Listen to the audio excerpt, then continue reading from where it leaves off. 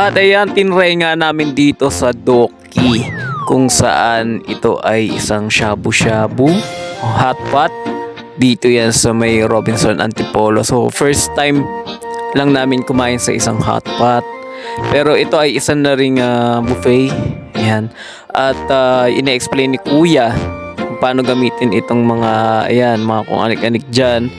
And syempre dahil nga first time, kailangan namin magpasuyo sa kanya kung paano nga itong gagawin dito, kung ano ba yung mga dapat tandaan dyan. So yan, basic lang naman, no.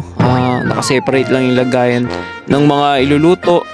At yung mismong plato mo, yun na yung kawali na parang maliit.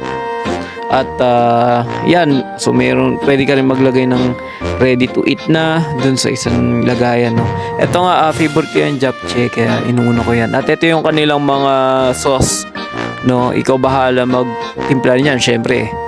Parang sa mga ano din naman, no, sa mga buffet restaurant. So ang kaibahan lang dito, ikaw yung syempre magluluto nung ano.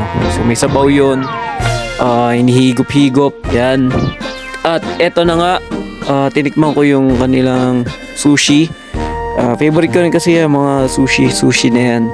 At si Mrs. na ang una pang naglagay ng mga iniluto niya dyan.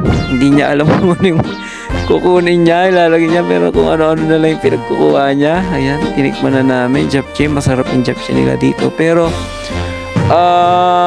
for the experience dito sa Doki, hindi naman kami nagsashabu-shabu talaga. So hindi kami 100% na sarapan ba or na-satisfy, pero okay naman siya for the first time mag-try, no. Pwede rin nyo naman i-try yan dito sa may Robinson Antipolo. At yan, pagbalik ko nga, meron na agad bill, no.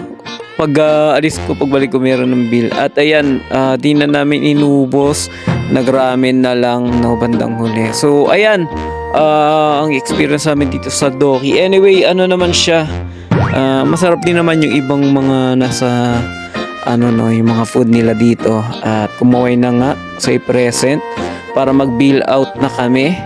And nga pala may bayad dito habang may natirang food. So yun lang.